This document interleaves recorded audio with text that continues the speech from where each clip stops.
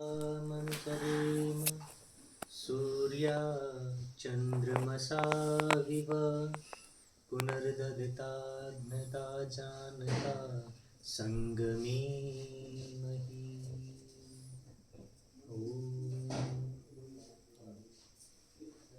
इस यज्ञ की पावन स्थली के ऊपर उपस्थित हमारे आदरणीय मित्र चंद्रगुप्त जी और हमारे आदरणीय परम मित्र देवप्रकाश जी, उपस्थित सभी मातृशक्ति, हमने ये सृष्टि का श्रेष्ठ कर्म यज्ञ किया।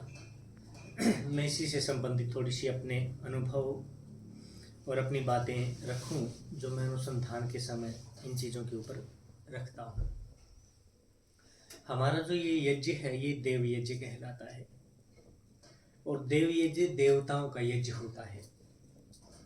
देवता परमात्मा से भिन्न चीज है।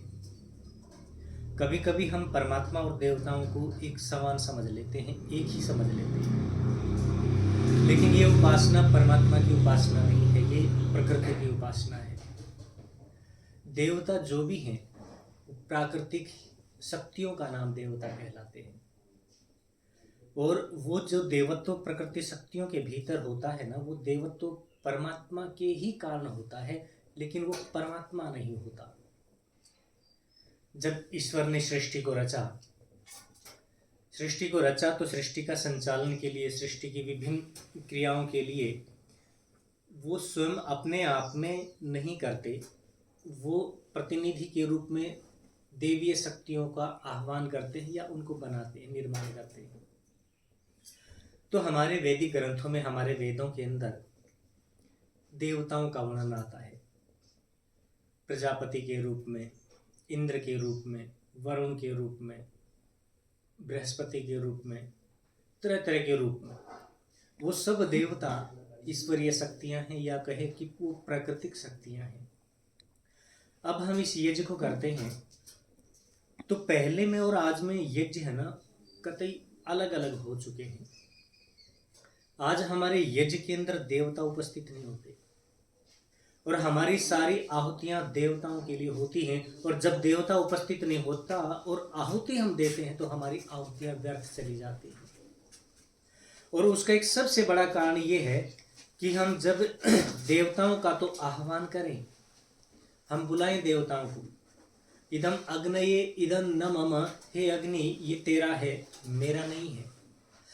और अग्नि वहां उपस्थित न हो या अग्नि तो उपस्थित हो जाए, हम आहुति दें और वो आहुति के समय हमारा मन कहीं दूसरी जगह हो, हमारी आवाज, हमारा हृदय कहीं दूसरी जगह हो, तो बुलाए हुए अतिथि को जब अश्रद्धा से कोई चीज दे दी जाती है तो उसको कभी भी वो देवता स्वीकार नहीं करता, कभी नहीं करता। और इसलिए हमारे यज्ञों के अंदर प्रायः यज्ञ हमारे मर चुके हैं, हमारे यज्ञ है ना फल रहित हो चुके हैं। आप और भी संसार के अंदर जितने भी यज्ञों को देखते हो ना, उन यज्ञों के अंदर आते हैं पंडित और आते हैं ओम स्वाहा इदम समर्पयामि, इधर ये बोलते रहते हैं, इधर उधर देखते रहते हैं, काम धंधा करते रहते हैं, उधर की भी पूछते रहते हैं, भी पूछते रहते हैं, और वो देवता आते तो हैं लेकिन निराश होकर के चले जाते हैं। और उसका कारण यही है कि हमारे भीतर श्रद्धा उसकी यज्ञ के प्रति नहीं है। और यज्ञ के प्रति श्रद्धा इसलिए नहीं है क्योंकि हमें उस क्रिया का विज्ञान नहीं पता।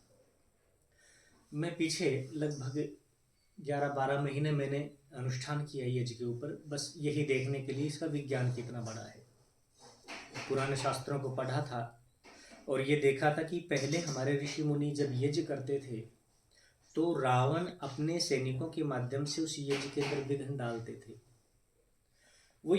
हमने ये बातें तो सुन ली, और रावण स्वयं बड़ा याज्ञिक था, बड़ा विद्वान था। कहते हैं कि उस समय रावण से बढ़ करके कोई विद्वान नहीं था। वेदों का भाष्य किया था उन्होंने, और वो भाष्य है ना गुरुकुलों में पढ़ाया जाता था उस समय के अंदर।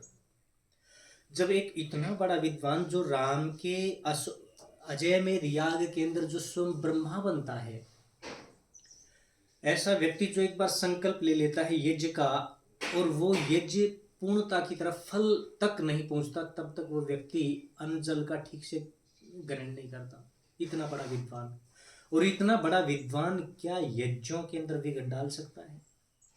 नहीं डाल सकता, लेकिन फिर भी डालता था। क्यों डालता था? क्योंकि वो जो यज्ञ होते थे वो यज्ञ वैज्ञानिक होते थे, वो यज्ञ आध्यात्मिक नहीं होते थे।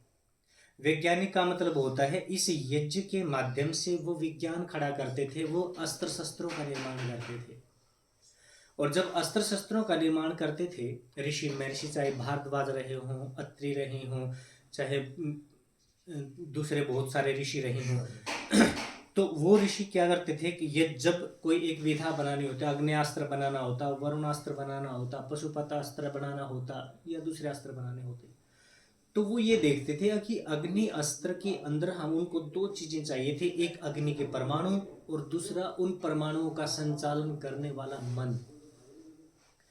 अब वो वैसी सामग्री को इकट्ठा करते जो अग्नि तत्व प्रधान है। जैसे हमारी रसोई के अंदर बहुत सारे ऐसे मसाले होते हैं जो अग्नि प्रधान होते हैं, काली मिर्ची, सफ़ेद मिर्ची, दालचीनी, तेजपत्र आदि, और बहुत सारे है ना इसमें, इसके अंदर भरे पड़े हैं प्रकृति के भीतर। वो सारी सामग्री इकट्ठी करके और उस तरह की इकट्ठी करके अग्नि आदि जला करके, अग्नि के अंदर संवेदना भी अग्नि प्रधान होती थी। और अग्नि सूक्त, वेद के अग्नि सूक्त मंत्रों के साथ में जब आहुति दी जाती थी और मन पूरा का पूरा मंत्र के साथ में, क्रिया के साथ में और अग्नि और देवता के साथ में जब जुड़ता था, तो जुड़ने के बाद में जब वो आहुति ऊपर उठती थी तो उसके परमाणु, जो अग्नि के परमाणु थे, जो सामग्री से इकट्ठे करने थे, उनके पास में एक यंत्र रखा होता पास में, वो यंत्र उन परमाणुओं को अपने भीतर इकट्ठा करता रहता था और मन भी उन परमाणुओं के साथ में जुड़ता था, मन की संवेदनाएं जुड़ती थी। जब इतने परमाणु इकट्ठे हो जाते तो वो एक अस्त्र बनाते, उसका अस्त्र बना करके मन के साथ में, क्योंकि उसका संबंध परमाणुओं का होता है, ये मन भी प्रकृति का ही भाग है, वो भी प्रकृति के, उनके अंदर मिलने का स्वाभाविक गुण होता है, तो बनाते थे। तो बना करके फिर वो अस्त्र तैयार होता था, और वो अस्त्र वैसे नहीं चलता था, वो मन से चलता था।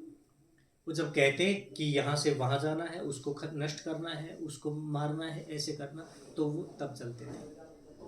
महाभारत की घटना शायद याद होगी आप लोगों को। महाभारत के युद्ध के अंदर एक अस्त्र कृपाचार्य जी ने छोड़ा। जब छोड़ा तो वो पांडवों की सेना की तरफ आता गया और संहार करता गया, मारता गया। मारते मारते श्री कृष्ण ने देखा कि जितना भी इसको काटने की कोशिश की जाए, रोकने की कोशिश की जाए, उतना उतना भड़कता है। तो श्री कृष्ण जी को समझ में आ गया कि नारायण अस्त्र है, नारायण अस्त्र है। तो उन्होंने जाकर के अर्जुन से कहा कि अर्जुन, गांडी छोड़ दो। जितना भी द्वेष अपने भीतर भरा हुआ है, विरोध जो भरा हुआ है, प्रतिक्रिया जो भरी हुई है सामने वालों के प्रति, जो लड़ाई के जो बीज संस्कार हैं, उन सबको शांत कर दो। ये जो है ऊपर नारायण अस्त्र है। और उसके अंदर संकल्प क्या डाला था कृपाचार्य जी ने?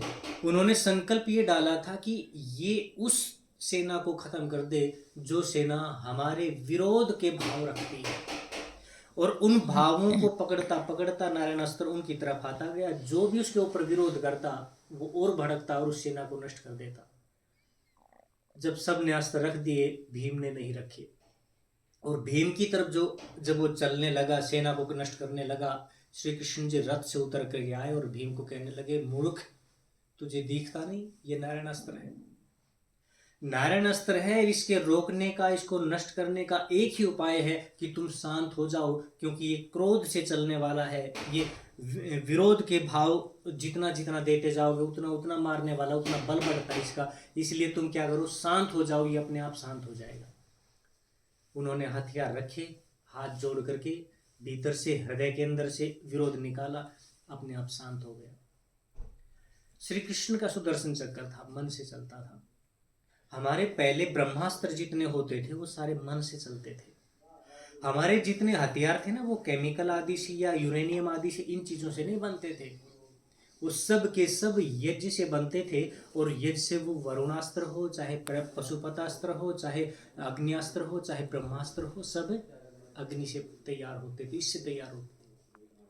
इसलिए उनके अंदर वो एक सीमा थी कि वो अपना काम करने के बाद में भी सृष्टि के भीतर गलत प्रतिक्रिया न होने दे।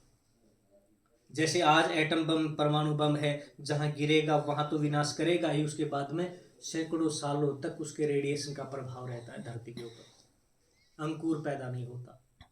लेकिन हमारे वहाँ ऐसा नहीं था। जब मैदान तैयार किया गया, मैदान तैयार करना भी कोई आसान नहीं होता था। पहले श्री कृष्ण जी ने जब कुरुक्षेत्र का मैदान तैयार किया तो पूरी जो सीमा थी कुरुक्षेत्र की, लगभग 70-72 गांव हैं आज उस सीमा के अंदर बसे हुए। उस पूरी सीमा के अंदर उन्होंने एक परमाणुओं का जाल बिछाया, जो यज्ञ से इकट्ठे किए गए परमाणु थे एक विशेष सामग्री से, और जो ऐसे परमाणु जो परमाणु रेडिएशन को और विजातीय तत्वों को खा लेते थे, वो पूरी सीमा के ऊपर उन्होंने स्थापित किए और उस सीमा के अंदर युद्ध किया गया। इतना बड़ा युद्ध था धरती के ऊपर, उससे पहले कभी उतना बड़ा युद्ध नहीं हुआ जिसके अंदर करोड़ों लोग इकट्ठे थे। सब प्रकार के हथियार चले, सब प्रकार के अस्त्र शस्त्र चले। उस सीमा रेखा से बाहर एक चींटी तक नहीं मरी, एक चींटी भी नहीं मरी। कारण सब का सब हमारा विज्ञान था। और हम किससे बंधे थे? यज्ञ से बंधे थे, अपने शास्त्रों से बंधे थे, अपने हृदय और अपनी आहुतियों से बंधे थे। हम जैसा प्रकृति से चाहते थे ना, प्रकृति वैसा वैसा करती थी, क्योंकि प्रकृति के देवताओं को हम भोग देते थे। आज हमारे भोग शून्य हैं, आज हमारे भोग कमजोर हैं। हम देते तो हैं लेकिन उस भाव से नहीं देते जिस भाव से वो स्वयं विराजमान हो सके। तो इसलिए जब हम यज्ञ करते हैं और जब हम उच्चारण करते हैं, यहाँ तो व्यवस्था बहुत सुंदर आप लोगों ने बना रखी है। आप लोग बैठते हो और विद्वान लोग बैठे हैं, वेद के विद्वान लोग बैठे हैं, यज्ञ कर रहे हैं। वो विद्वान नहीं जिनको कुछ पता ही नहीं हो रहा करके बस फलम समर्पयामी पुष्पम समर्पयामी ये करते करते धुआं उठता रहता है, ये सब चीज़ें होती रहती। देखो आपकी अग्नि कितनी सुंदर है, आपका यज्ञ कुंड कितना सुंदर है। आप प्रकृति के देवता का आमंत्रण कर रहे हैं और उसकी थाली कलुषित है, बुरी है, उसकी थाली झूठी है। नहीं, जितना ऊंचा व्यक्ति बुलाओगे, जितना ऊंचा देवता आह्वान करोगे, उतनी सुंदर व्यवस्था भी होनी चाहिए। इसको देख करके तो बड़ा अच्छा लगता है, बड़ी सुंदर संविधाएं हैं और इतने बड़े बड़े हमारे विद्वान, दोनों के दोनों वेद के विद्वान हैं, चारों वेदों के विद्वान हैं। और ये हमारी विदुषी बहन बैठी यहाँ पे, व्याकरण की आचार्य हैं। तो बड़ा सुंदर वातावरण भी सुंदर है और बड़े सुंदर वातावरण के अंदर हमने ये बड़ा सुंदर यज्ञ किया। और इस यज्ञ को हम उसी मनोभाव से करें, प्रकृति के देवताओं का आह्वान करके उनको आहुति दें, तो निश्चित रूप से वो हमारे को फल तक लेकर के जाते हैं और हमारे को वैज्ञानिक बनाते हैं। इन्हीं भावनाओं के साथ में आप लोगों ने मुझे सुना, आप लोगों का धन्यवाद। ओम।